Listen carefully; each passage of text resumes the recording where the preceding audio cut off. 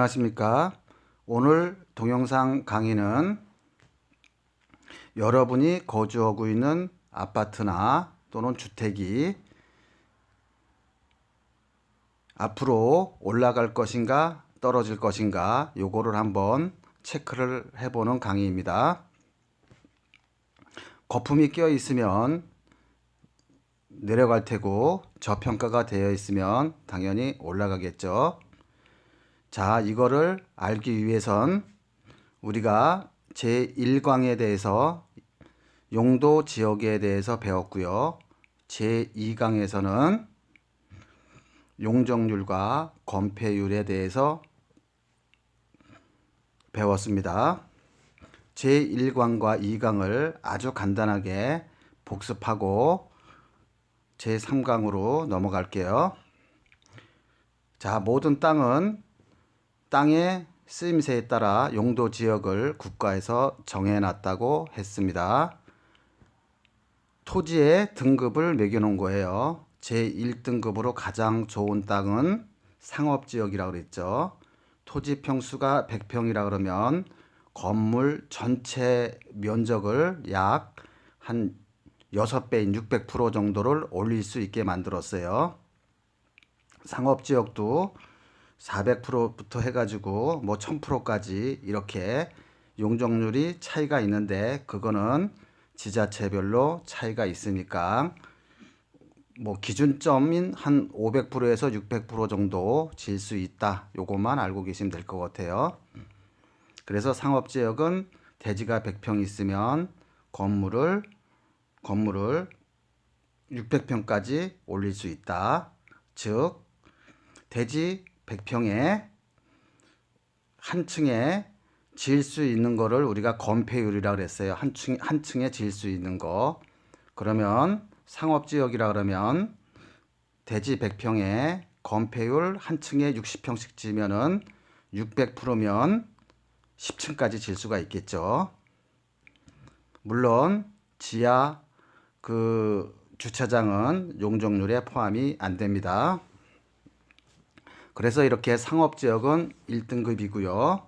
2등급은 준주거라고 그랬어요. 일반적으로 400% 질 수 있어요. 토지 면적에.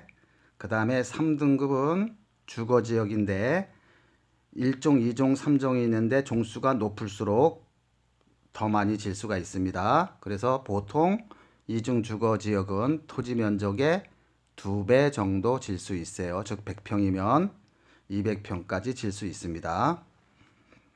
그 다음에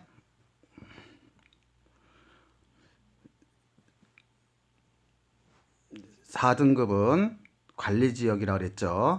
토지 100평이 있으면 건물을 100평까지 질 수가 있어요. 그 다음에 5등급은 자연녹지라고 그랬어요. 자연녹지는 토지 100평이면 일반적으로 지자체마다 틀린데 일반적으로 40%에서 80%까지 질 수 있습니다. 즉 100평짜리 땅에 40평 또는 60평까지 질 수가 있는 거예요. 이렇듯 토지 용도에 따라 건물을 올릴 수 있는 게 이렇게 차이가 크게 납니다. 자, 건폐율하고 용적률 차이를 간단하게 짚고 넘어갈게요. 대지 100평짜리가 있어요. 건폐율이라는 거는 한 층에 질 수 있는 층당 면적을 말합니다. 그러면 건폐율이 100%다. 그러면은 한 층의 토지 면적만큼 100%를 질 수가 있어요. 물론 100%를 허가해 주진 않습니다. 왜냐하면 주차장도 필요하고 도로 면적도 필요하기 때문에 100%를 안 해주죠. 그 다음에요. 자, 건폐율이 만약에 용적률이 100%다 그러면 땅 면적의 100%를 질 수가 있는 거죠. 그런데 한 층에 정부에서 국가에서 주차나 도로를 위해서 50%만 져라. 그러면 한 층만 지면은 50평을 짓겠죠. 한 층당 면적을. 그게 건폐율이라고 했어요.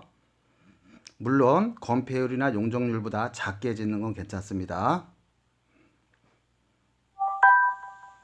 그럼 두 번째 그림 보면은요. 대지가 100평이라 그러면 용적률이 50%고 건폐율이 50%일 경우에는 만약에 한 개 층만 짓는다 그러면은 50평만 지으면 되겠죠. 한 층에. 만약에 뭐 용적률이 50%니까는요. 대지 면적에 100평이다 그러면 50평을 질 수 있으니까 건폐율이 50%지만 한 층에 50평까지 질 수 있지만 나는 2층짜리를 짓고 싶다. 그러면 25평, 25평 이렇게 2층으로 지면 되겠죠. 그러면 용적률 50%를 찾아 먹는 겁니다. 건폐율은 50%인데 절반인 25%를 쓰는 거겠죠. 사용하는 겁니다. 그래서 건폐율이나 용적률보다 적게 짓는 거는 괜찮아요. 자, 세 번째 그림은요. 땅이 100평이라고 보면은요. 이거는 아까 설명한 것이 용적률이 100%예요. 용적률이 100%면은 건폐율이 50%다 그러면 건폐율을 한 층에 짓는 거 면적 그럼 50평을 짓는 거죠. 그 다음에 50평을 지니까 용적률은 이렇게 총 면적이니까는요. 지상의 총 면적. 그러면 두 개 층을 올리면 되겠네요. 그러면 50평, 50평. 세 번째 그림에서요. 용적률이 100평이죠. 100%. 그러면 100평까지 질 수 있어요. 이 그림과는 다르게 만약에 이거는 2층으로 나왔는데 나는 건폐율이 50평까지 질 수 있지만 그게 절반인 25평만 한 층에 짓겠다. 그래서 4층까지 짓겠다. 그러면은 4개층까지 올릴 수 있죠. 25 곱하기 4 그러면 25평씩 해서 4개층씩 올릴 수 있는 거예요. 만약에 예를 들어서 강가나 바닷가 앞에 예를 들어 아주 펜션이나 이렇게 짓는다 그러면 4층까지로 올릴 수가 있겠죠. 자, 요 네 번째 그림을 보시면은요. 대지가 100평이라고 그럴게요. 대지가 100평인데 용적률이 200%예요. 용적률이 200%, 건폐율은 50% 한 층 면적이 50% 이내만 지금 되는 거예요. 그래서 쭉 한 층 한 층 올라갈 때까지 200%가 올라갈 때까지 그 용적률을 써먹으면 되는 거예요. 그러면 이 그림과 같이 대지가 100평이라 그러면 한 층에 50평씩 하면은 50평을 짓는다 그러면은 200평까지 짓는 거니까 4층까지 질 수가 있는 겁니다. 그런데 이 대지가 강가 땅이라 나는 아주 높이 짓고 싶어요. 쭉 길게 높이 짓긴다 그러면 한 층에 50% 대신에 20평만 진다고 봐요. 그럼 20평만 진다고 보면은 용적률이 200%니까 10층까지 올라갈 수가 있겠죠. 그럼 10층까지 질 수가 있는 거예요. 즉 이렇게 지금까지 아주 중요하기 때문에 이 내용을 반복해서 설명드린 겁니다. 이제 여러분들이 지금까지 그 배운 지식을 가지면은 웬만한 그런 그 건물을 그림을 그릴 수가 있어요. 아, 이 땅은 몇 평까지 질 수가 있겠다. 몇 층까지. 그럼 이 땅의 등급을 알아보려고 그러면은요. 이렇게 토지 이용 규제 정보 시스템에 들어가면 됩니다. 보통 우리가 토지 이용 계획원이라고 그래요. 거기에 들어가면은요. 무료로 이렇게 확인을 할 수가 있습니다. 그래서 보면은 토지 이용 계획 열람 이렇게 요거를 누르면은요. 그 땅에 등급이 나와 있어요. 뭐 상업지역, 준주거, 그 다음에 뭐 주거지역, 관리지역 이렇게 나와 있습니다.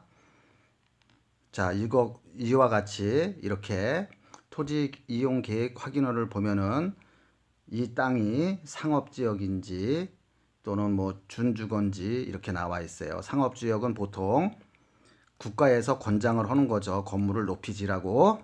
주로 그래서 전철역이나 시청 앞 이런 쪽에 있다고 그랬어요. 그 다음에 이것도 마찬가지로 토지 이용 계획원인데요. 2종 주거지역이고 노란색이, 그 다음에 옆에는 1종이죠. 큰 차이는 없습니다. 보통 우리 그 아파트가 들어간 쪽은 2종 주거지역이 많고요. 1종은 보통은 그 타운하우스나 빌라 이런 것들이 들어가 있어요. 그래서 이렇게 등급을 알라 그러면 토지 이용 계획원을 띄워보면 됩니다. 이거는 본 회사에서 임대를 맞춰놓고 매각을 한 건데요. 잠실에 있는 그런 신축 건물이죠.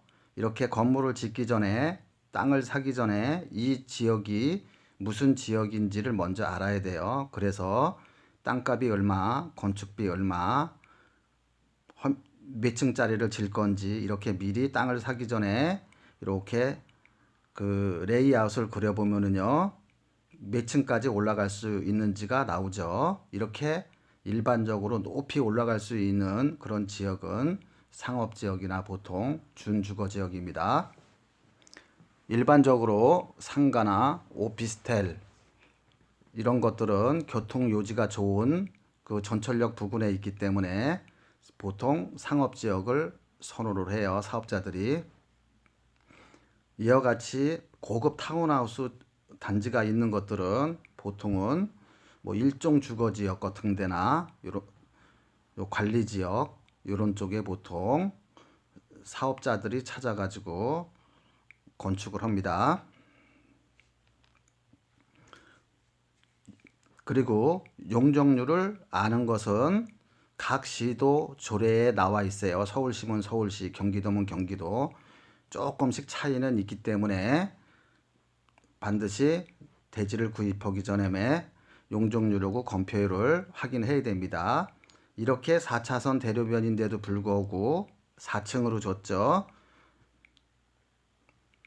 이런 것들은 보통 높이 지면은 분양이 안 될 수도 있고 임대가 안 될 수도 있기 때문에 이렇게 저층으로 해서 저놓은 겁니다. 조금 있다가는 이제 원가 계산을 한번 해볼게요.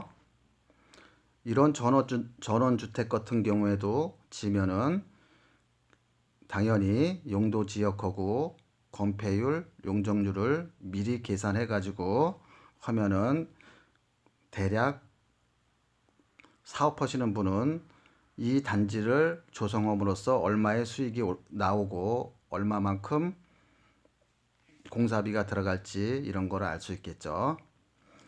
모든 부동산은 가장 기본이 용도지역하고 그 다음에 건폐율하고 그 다음에 용적률입니다. 요것만 알면은 거의 빌라 사업을 할 수도 있고 상가주택을 신축을 할 수도 있고 아파트를 지을 수도 있고 다 기본이 같아요. 자, 그러면은 지금부터는 주택 하나당 한번 원가를 보겠습니다. 아파트 한번 원가를 볼게요. 자, 이제 여러분들이 거주하는 집이 앞으로 올라갈 건지 유지할 건지 또는 떨어질 건지 요거를 한번 계산을 한번 해볼게요. 물론 정확한 건 아닙니다. 지금까지 배운 거를 한번 응용을 해보는 거예요. 우리가 보통 아파트는 일반적으로 2종 주거지역에 있습니다. 2종 주거지역 보통 용적률이 한 200% 정도예요. 이렇게 부영 아파트가 나오는데 이렇게 일반적으로 아파트 그 지역의 용적률이 일반적으로 한 200% 정도 나옵니다. 그러면은 우리가 30평대 아파트를 한번 계산해 볼게요. 그러면 30평대 아파트 딱 한 채만 짓는다 그럴게요. 그러면 30평대 아파트를 짓기 위해서는 땅이 몇 평이 필요하냐면은 아파트 전용 면적이 24평을 기준으로 잡을게요. 그럼 아파트 전용 면적이 24평으로 잡으면 땅은 몇 평이 필요할까요? 12평이 필요하겠죠. 대지가. 왜냐하면 12평짜리 대지가 있다 그러면 200%까지 건물을 올릴 수 있으니까 그러면은 대지는 12평이 필요할 거예요. 그러면 30평짜리 아파트를 지을 수가 있는 겁니다. 한 개당 따진 거예요. 한 채당. 그런데 아파트를 짓기 위해서는 뭐 관리사무소도 필요하고 이렇게 공공시설도 필요하죠. 그 놀이터도 필요하고 어린이 놀이터 같은 거요. 그래서 조금 대지를 여유 있게 잡아주겠습니다. 12평 대신에 한 아파트당 한 대지가 한 15평 정도 들어간다고 볼게요. 15평. 그러면 대지가 평균 가격이 1,000만 원이면 15평이 필요하니까 대지 가격은 1억 5천이 되겠네요. 그 다음에 건축비는 서울에서 짓나 강원도에서 짓나 건축비는 비슷하겠죠. 건축비는 평당 그냥 한 500만 원으로 잡을게요. 그러면 30평대면은 3, 5, 15, 1억 5천. 그러면 일반적으로 대지가 1,000만 원인 지역은 30평대의 원가는 대략 한 3억 정도 들 수 있겠네요. 자, 잠실 아파트를 한번 비교를 해볼게요. 지금 배운 지식 가지고. 자, 여기 나온 것 같이 대지가 94평 정도인데 평균 단가가 3,700만 원 나와 있대요. 아파트 부지라고 보고 한번 원가 계산을 해볼게요. 평당 3,700만 원인데 뭐 부대 비용 다 해가지고 한 4천만 원, 한 5천만 원 잡을게요. 여유 있게. 평당 5천만 원이요. 그럼 평당 5천만 원인데 아까 말씀드렸죠. 아파트를 짓기 위해서는 어린이 놀이터라든가 아니면 그 아파트 관리사무소나 이런 것들이 필요하기 때문에 대지 지분보다 조금 더 들어간다고 했습니다. 그래서 여유 있게 그냥 이종 주거 지역이라고 보고 15평을 잡을게요. 5천만 원에 15평이면 대지 가격은 7억 5천이겠죠. 그러면 건축비는 편의상 그냥 500만 원만 잡을게요. 그러면 30평이면 1억 5천이 되겠네요. 그러면 대지 가격 7억 5천하고 건축비 1억 5천. 그러면 얼마예요? 한 9억 정도가 되겠네요. 9억에다가 뭐 예를 들어서 뭐 금융이자라든가 또는 뭐 기타 비용 한 1억이 더 들어간다고 보면은 잠실 지역의 아파트 원가는 한 10억 정도 되겠네요. 네, 이 매매 시세에서 보듯이 잠실 30평대 아파트 가격은 4월 초까지 약 한 21억, 22억 이렇게 됐다가 지금은 약 17억에서 21억 이렇게 나와 있네요. 잠실이라는 특수성이 있으니까 만약에 시행사에서나 건설사에서 가져가는 게 한 채당 뭐 한 프리미엄이 한 2억씩 본다고 보고요. 또 한강 프리미엄이 또 한 2, 3억씩 간다 그러면 아마 이 가격은 15억 정도까지 빠지지 않을까 이렇게 예상됩니다. 물론 제 개인적인 생각이에요. 여러분들은 또 생각의 차이가 있겠죠. 요거는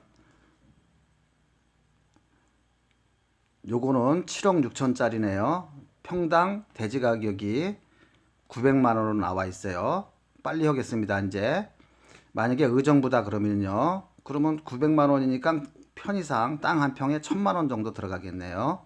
그럼 1,000만 원이면 30평대 기준으로 여유 있게 15평. 그러면 1억 5천이죠. 대지 가격이. 건축비는 똑같이 평당 500만 원. 그럼 1억 5천. 그러면 30평대 아파트는 대략 한 3억 정도 되겠네요. 그럼 이 표에서 보면 요거는 좀 2002년 신축한 거니까 좀 오래됐네요. 대략 가격이 2억 7천부터 해서 3억 2천까지 가는 걸 알 수 있습니다. 그럼 요런 아파트는 어떻게 되겠어요? 그냥 현상 유지 정도 될 것 같아요. 만약에 신축 정도 되는 아파트는 원가가 3억이니까 시행사나 건설사에서 이익을 보려 그러면 한 채당 뭐 3천만 원, 5천만 원만큼 가격이 올라가겠죠, 신축은. 그러면 아마 신축 그 가격은 한 4억 원 정도 되지 않을까 이렇게 예상이 됩니다. 신축 아파트는. 그런데 요 아파트는 조금 오래됐으니까 뭐 요 정도 가격이면 평당 1,000만 원 정도 가격이면은 그냥 평균적인 거품이 거의 이렇게 없다. 그냥 거주하는 데는 상관이 없고 또 투자용으로 사기에는 좀 그렇죠. 그래서 여러분 사는 아파트가 현재 더 올라갈 건지 아니면 떨어질 건지 요거는 지금 배운 것만 가지고도 충분히 예측할 수가 있겠죠. 아주 기본적인 것만 말씀을 드렸는데요. 요 1강, 2강, 3강 중에서 가장 중요한 게 2강과 3강입니다. 반복해서 들으시면 거의 준부동산이 되실 거예요.